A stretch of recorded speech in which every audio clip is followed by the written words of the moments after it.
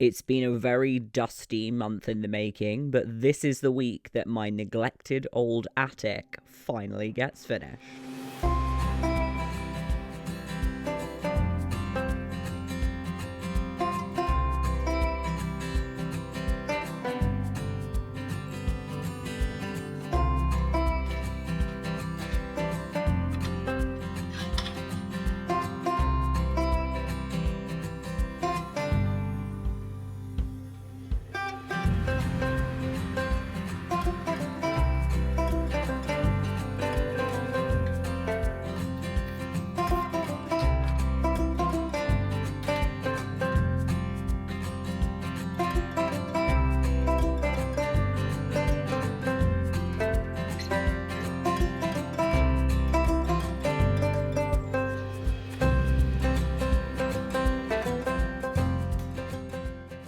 I decided I wanted to add a brace to the underneath of the desk for additional strength. I'd originally planned on sandwiching two pieces of MDF together for the desktop, but one of many, many maths errors put pay to that. So annoying. When I measured you, you have every business fitting. Ugh.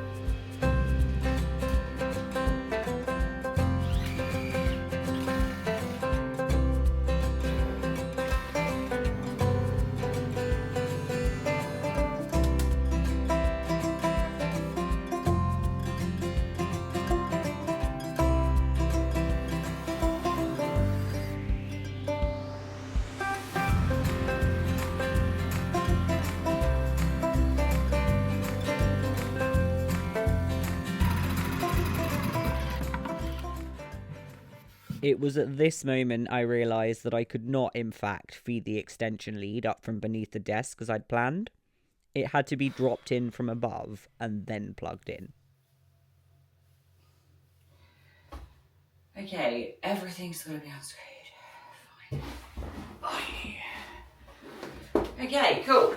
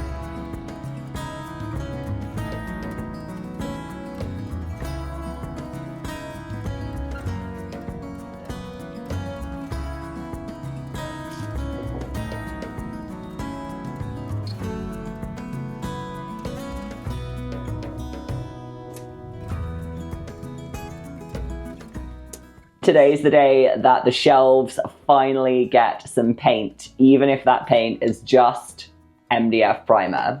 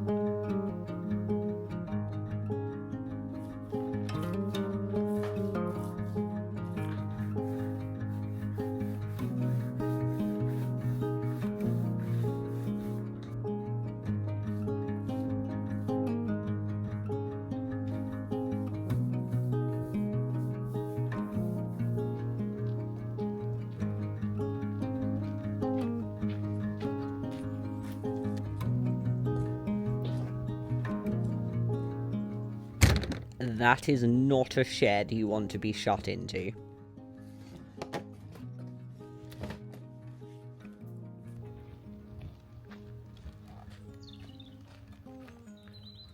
While the first coat of paint was drying, I decided to assemble some of the IKEA crates I'd had boxed up since I moved. They've been used for so many things over the years: pantry storage, displays in my studio back when I was running my yarn company, makeshift bedside tables. I'm going to put them on the shelves in the office and use them like drawers.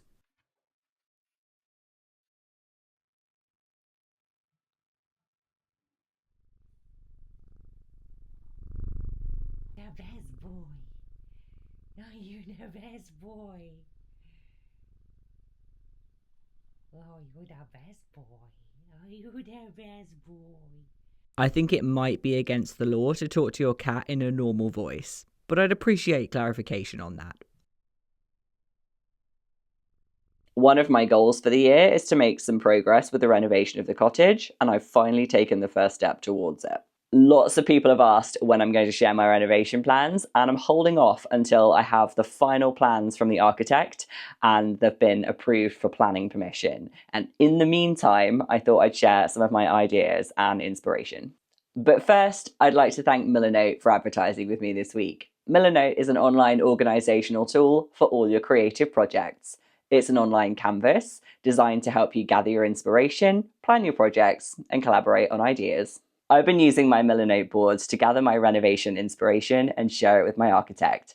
I saved examples of everything I wanted to include to my Milanote mood boards so I could talk through my ideas during an initial meeting. At the centre of the board, I have the plans the previous owners had drawn up, as well as links to the previous planning application.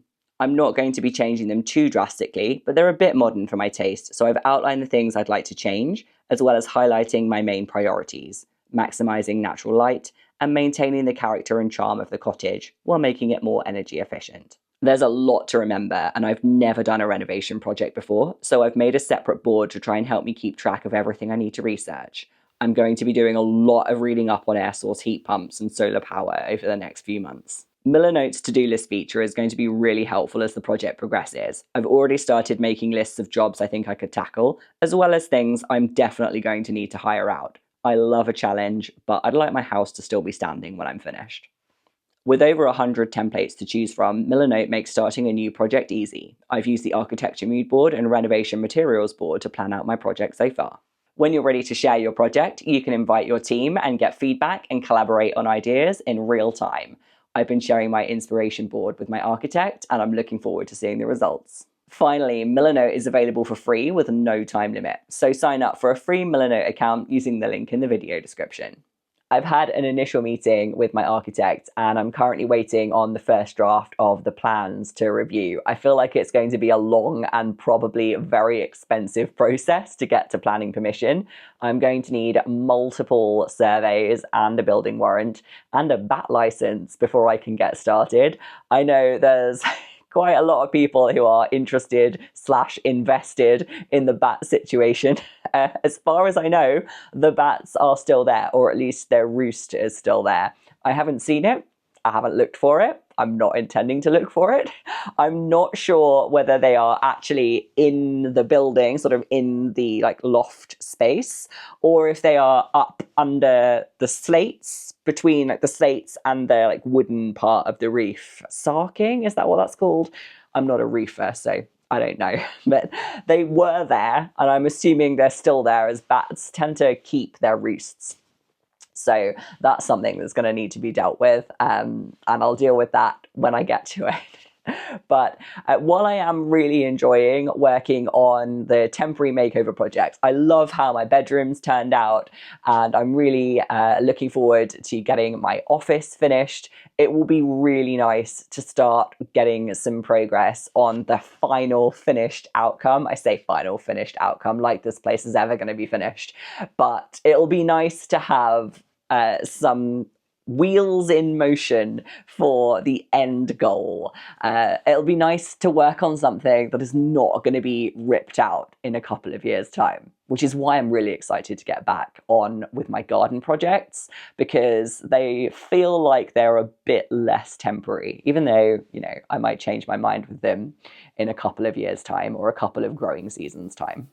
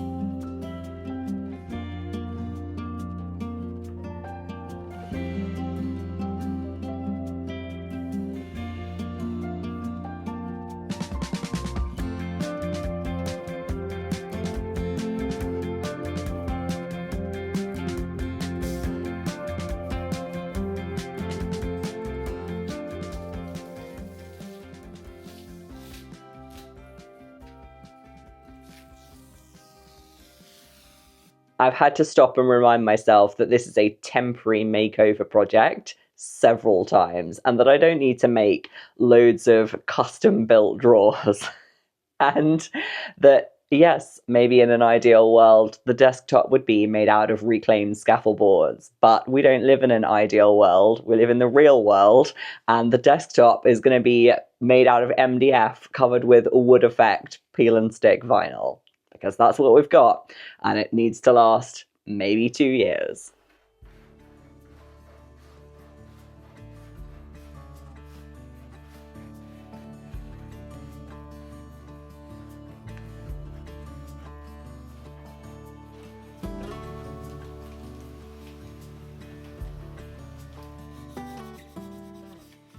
I have a lot of opinions on supermarket club cards, but they do come in really useful for this.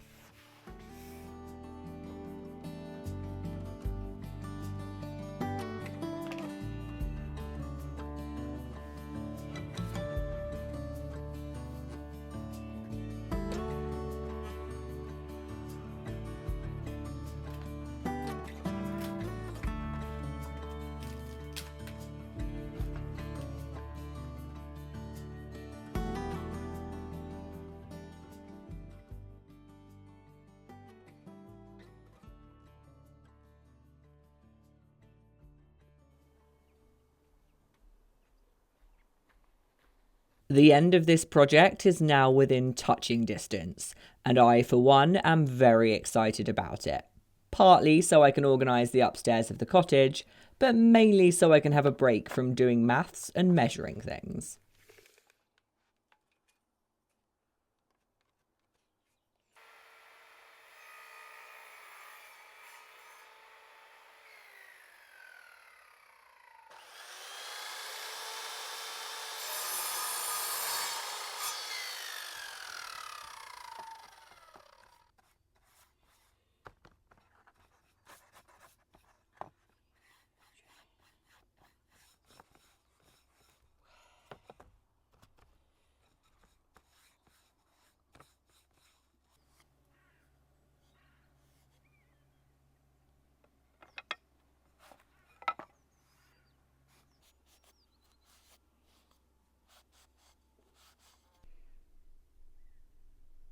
A couple of people pointed out in the comments on last week's video that because I drilled straight into the ends of the MDF when I was putting my shelves together, that they might not be quite as strong as I'd like them to be, and they suggested putting battens underneath the shelves to increase their stability. So I've got this pine strip wood, and I'm going to attach them underneath, and hopefully that does the job.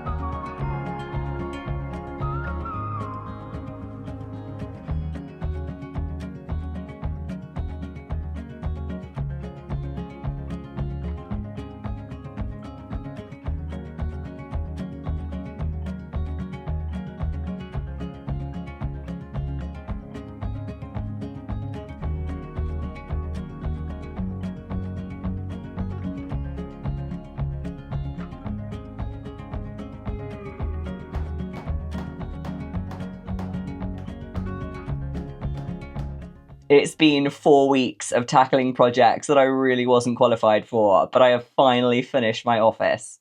To a point. Let me remind you of what it looked like before. It was a cold, neglected room that hadn't been touched in years, full of half-unpacked boxes of things I didn't have places to store.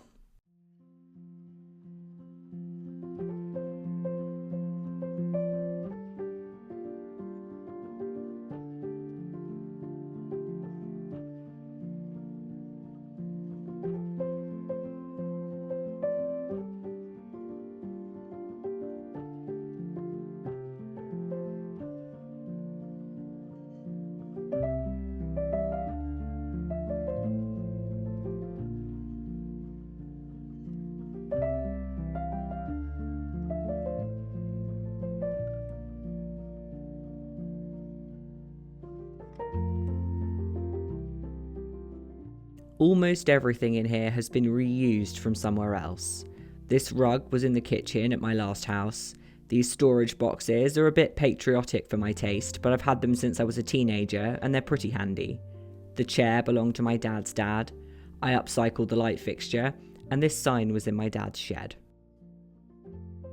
There's still a few things I'd like to do in here. I want to put a cork board up and get a little set of drawers to go under the desk. I also want to get some kind of comfortable chair to go in the corner by the door. I'm kind of limited based on the amount of wall space I have where the eaves come down. It's only 2 foot tall, and I don't want it to stick out into the room too much, but I'm going to see what I can find. I might get one of those kind of like futon style chair sofa beds that sort of fold out into a twin bed, because it would be useful to have extra places to put guests if guests arrive at any point. But I'm pretty happy with how it's looking in here. It's not perfect. The floor is unfinished. It's still a little bit echoey, so I might get some acoustic panels to put on the walls, especially if I'm going to be editing and recording voiceovers in here. But I really like how it looks. It is a temporary space, and I think I did quite a good job. I got a lot of comments from people last week saying, oh, you need to be more proud of yourself. And I hide behind self-deprecating humour because that is my sense of humour. But I am ridiculously proud of this room. Make no mistake, I did not think I could build those shelves until right at the very end when they were finished. I am really, really pleased with how it's looking in here. It's going to be a great space to edit videos, and it's just nice to have another room in the cottage that is usable. And the shelves have pretty much doubled the amount of storage in the whole house, so I am really happy with that. I said from the beginning that this was going to be a budget makeover for a couple of reasons. One, because this is a temporary space. This room isn't going to exist anymore when I do the renovations. And two, I need to save my money for those renovations. So I spent just over £375 on the materials, which includes the paint for the walls, the paint for the woodwork, the primer for the MDF, all the sheets of MDF, and the strip wood that I needed to make the shelves. And I spent another £200 on tools. And I don't know if you want to count those or not, but for the sake of transparency, I bought my rip cut attachment for my circular saw, and I also bought a second-hand belt sander, and both of those will come in useful for other projects. So I'm not sure if they count or not, but either way, I think it's pretty good going for about £575. I'm happy with that. If I wanted to buy the storage ready-made from somewhere like IKEA, even then, I think it would have probably come out more than that. So I'm happy with that. I learned new skills. I've got more storage and I've got a desk. What more could I ask for? Thanks for watching. See you next weekend.